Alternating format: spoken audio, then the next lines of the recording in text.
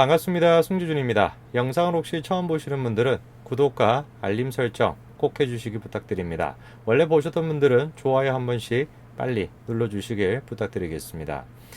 내일은 6월 15일입니다. 6월 15일은 참으로 특별한 날이죠. 6월 15일이 왜 특별한 날이냐? 뭐라도 있었나 싶으실 텐데 간단합니다. 6월 15일이 제 생일이기 때문에 그렇죠. 농담이고요. 물론 농담은 아닙니다. 6월 15일이 제 생일이 맞기는 맞습니다. 근데 이제 6월 15일이 우리한테 특별한 이유는 제 생일이다. 이게 이제 중요한 것이 아니라, 그것도 뭐 중요하기도 하지만, 더 중요한 것 같은 경우는 남북 정상이 최초로 만나가지고 6.15 공동선언을 했던 날이 바로 6월 15일이죠. 내일 6월 15일 6.15 남북 공동선언을 선언한 지 20주년이 되는 해라고 합니다. 오늘 저는 영상을 통해서 진정한 평화라는 것이 뭘까? 과연 그 당시에 우리가 추구했던 평화가 지금 우리가 추구하는 평화와 얼마나 일치하고, 그리고 현재 지금 스스로를 진보라고 부르는 사람들이 외치고 있는 평화가 과연 진정한 평화라고 얘기할 수 있을지, 오늘 저는 그거에 대한 이야기를 좀 해보고자 합니다. 같이 한번 좀 보시죠. 자, 6.15 남북 공동선언문이라는 것이 뭐냐? 통일 문제를 그 주인인 우리 민족끼리 서로 힘을 합쳐 자주적으로 해결해 나가기로 하였다. 이렇게 시작합니다. 이 선언문의 첫 번째부터 예사롭지가 않습니다. 그렇죠? 우리의 눈길을 끄는 단어들이 있는데요. 요컨대 이제 뭐 우리 민족끼리라든지 자주통일 뭐 이런 식의 단어가 나오는데, 대한민국 사람들이 자주 쓰는 단어는 아닙니다. 물론 이제 대한민국 사람들 가운데서도 이 북쪽으로 계속해가지고 넘어가고 싶어하는 사람들이 저런 식의 단어를 많이 쓰죠. 혹시 주변에서도 저런 단어를 쓰고 있는 분들이 있으면은 111 한번 전화해 보시는 게 좋을 것 같습니다.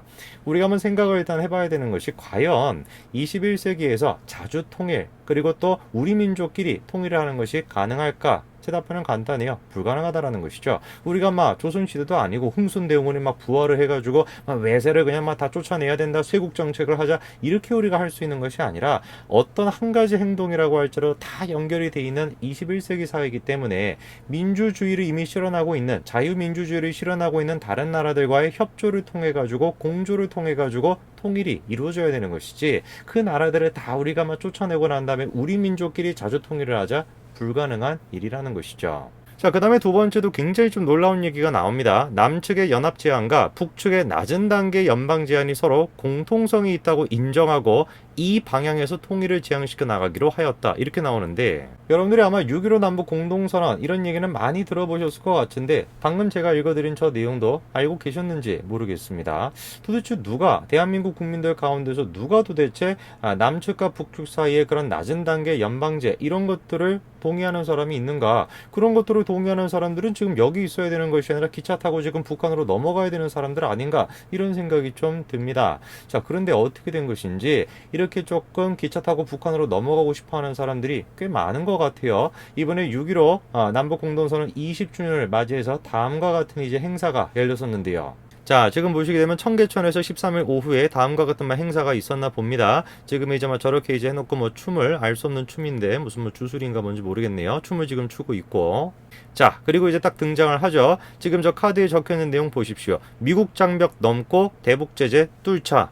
자, 그래도 여기도 보시게 되면은 지금 저기 확성기인지 뭔지는 모르겠지만 이렇게 똘똘 말아가지고 미 정부 향한 외침 이래가지고 남북 관계 간섭하는 미 정부 경고 이래가지고 지금 난리가 났죠. 그러니까 앞서 제가 말씀을 드렸던 우리 민족끼리 자주통일 이런 거를 주장하는 사람들은 우리가 주축이 돼서 하자, 이게 아니에요. 이런 개념을 가지고 있는 것이 아닙니다. 우리가 능동적으로 접근해야 된다, 이런 차원에서 저런 얘기를 하는 것이 아니라 한마디로 간단한 것이요. 흥선대원군 아닙니까? 미국 나가라, 미국 쫓아내자, 미국 간섭하지 마라, 그런 차원에서 이 사람들이 지금 자주통일과 우리 민족끼리를 얘기하고 있는 것입니다. 자, 그리고 또 빼놓을 수 없는 사람이죠. DJ의 삼남인 김홍걸 씨도 이날 등장을 했습니다. 자, 그리고 김홍걸 씨가 이런 얘기를 했습니다.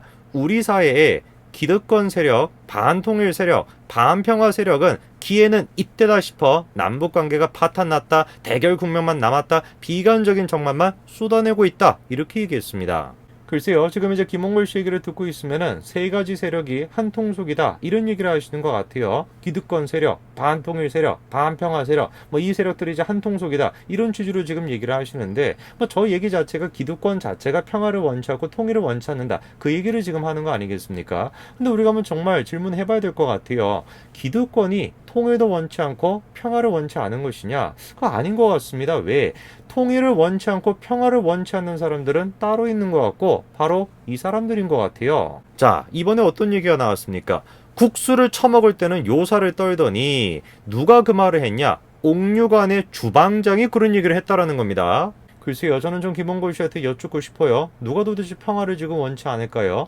누가 도대체 지금 통일을 원치 않을까요? 이 객관적인 눈을 가지고 봤었을 때, 정상적인 사고를 하는 사람들이 봤었을 때는 우리 같은 경우는 저쪽에서 고사총을 쏴도 의도가 없었던 것이야 이런 식으로 지금 얘기하고 있고, 저쪽 같은 경우는 계속해가지고 우리한테 무슨 뭐 풍선에 막 종이 쪼가리 몇 개를 보냈다 해가지고 입에 담을 수도 없는 그런 말들을 갖다 쏟아내고 있고 외교 결례를 계속해가지고 저지르고 있는 것은 저쪽인데, 누가 도대체 통일을 원치 않고 누가 도대체 평화를 원치 않을까요? 김홍걸 씨 생각은 어떻습니까? 이래도 기득권이 문제라고 얘기할 수 있을까요? 이 주방장의 얘기가 기분 나쁜 것이 사실이긴 한데 맞는 얘기 같기도 해요. 왜? 문재인 대통령이 당시 가가지고 맛있게 냉면을 드셨습니다. 그런데 실제로 지금 그 이후에 한 게 없어요. 근데 이제 문재인 대통령이 한 게 없다라는 게 외교에서만, 통일 문제에서만 한 게 없는 게 아니라 이 지금 뭐 경제가 됐건 뭐 모든 분야에서 한 게 없는 그런 지금 상황 아닙니까? 냉면만 지금 맛있게 드셨다라고 하는 그 주방장의 얘기가 일각 좀 맞는 얘기이기도 합니다. 제가 좀 답답한 것이 뭐냐면은 이 김홍걸 씨가 가지고 있는 왜곡된 평화에 대한 인식을 한두 사람이 가지고 있는 것이 아니라, 지금 보십시오. 양대 노총도 이날 모여가지고 뭐라고 지금 얘기하고 있습니까? 남북 공동선언을 이행하라 라고 하면서 한미합동훈련 첨단무기 도입은 군사합의 위반이다 이런 얘기나 지금 하고 있어요. 이분들이 얘기하는 걸 들어보면 도대체가 이분들이 대한민국 국민인지 북쪽의 대변인인지 구분이 안 되지 않습니까? 미국과 한국 어떤 관계입니까? 동맹관계입니다. 동맹관계가 당연히 안보를 위해 가지고 군사 훈련을 하는 거, 그거에 대해 가지고 북쪽에 대한 적대행위다, 그거를 뭐 하지 말아야 된다 이런 식으로 지금 얘기를 하고 있으면은 이게 지금 대한민국 국민인지 아니면 북쪽 대변인인지 어떻게 우리가 구분할 수가 있겠습니까? 제가 매번 드리는 말씀이지만 그렇게 북쪽의 편을 들고 싶으시면은 여기서 그렇게 답답한 마음 갖고 계시지 말고, 상호가 지금 다 답답하지 않습니까? 여기 계시지 말고 기차 타고 좀 가세요. 대규모 우리가 뭐 성금 활동이라도 벌여가지고 티켓 값은 마련해 드릴 테니까 다 좀 가시란 얘기입니다. 이런 지금 답답한 상황에 대해 가지고 김홍걸 씨가 이렇게 얘기를 했습니다. 남북관계 겨울이 있으면 곧 봄이 온다. 인내심과 용기가 필요하다. 좋습니다. 내용을 보니까 남북관계라는 것은 겨울이 있으면 곧 봄이 오고 어둠이 있으면 곧 새벽이 온다. 한반도 평화에 필요한 것은 어려운 상황을 참아낸 인내심과 좋은 기회가 왔을 때 주저하지 않고 잡을 수 있는 용기다. 이렇게 얘기했습니다. 뭐 얼핏 들어보면 니부어의 지금 얘기를 좀 인용하는 것 같은 그런 생각도 좀 드는데, 근데 이제 좀 공교로운 것이 뭐냐면은 이 김홍걸 씨가 가지고 있는 문제 인식의 포인트가 좀 잘못됐습니다. 진정한 평화라는 거, 진정한 용기라는 거, 인내라는 것이 굴복을 뜻하는 것은 아닙니다. 진짜 자주 통일이라는 것은 우리가 힘을 갖추고 있고 우리가 대한민국으로서 이 자유민주주의 국가로서의 정체성이 명확할 때, 그때야 우리가 진정으로 자주 통일이라는 걸 할 수 있는 거 아니겠습니까? 그런데 지금 북쪽의 입장을 한번 보세요. 김여정이가 뭐라고 또 얘기를 했습니까? 다음 단계 행동, 북 군대가 한다. 군사적 위협까지도 암시했죠. 뿐만 아니라 남조선 것들과 결별할 때다, 보복할 계획이다 이런 얘기를 쏟아내고 있습니다.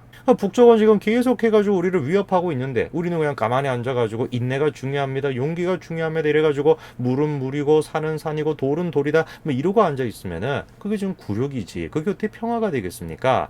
북쪽을 지금 원하는 사람이 아니고서야 김홍걸 씨에게 누가 지금 동의할 수가 있겠습니까?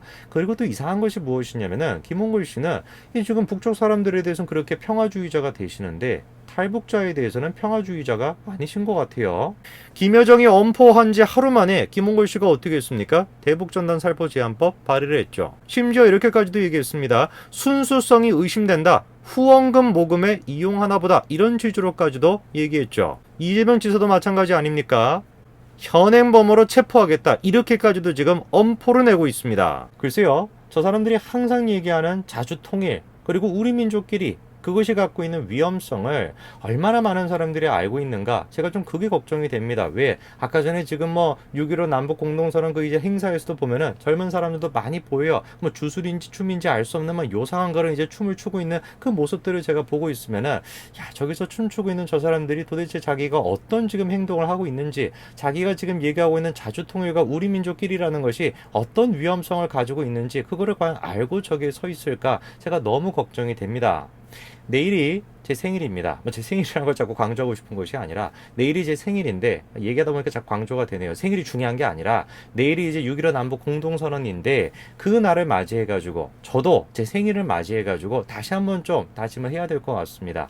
정말 이 지금 제가 빈약한 목소리지만 애를 좀 써야 되겠다. 이 땅에 진짜 젊은 사람들만큼이라도 저 지금 이제 북쪽으로 가고 싶어가지고 안달이 날 사람들은 어쩔 수 없다라고 할지라도 젊은 사람들만큼이라도 이 자주통일과 우리 민족끼리라는 것의 위험성에 대해서 알려야 되겠다. 제가 다시 한번 다짐해 봅니다. 오늘까지 말씀드리겠습니다. 감사합니다.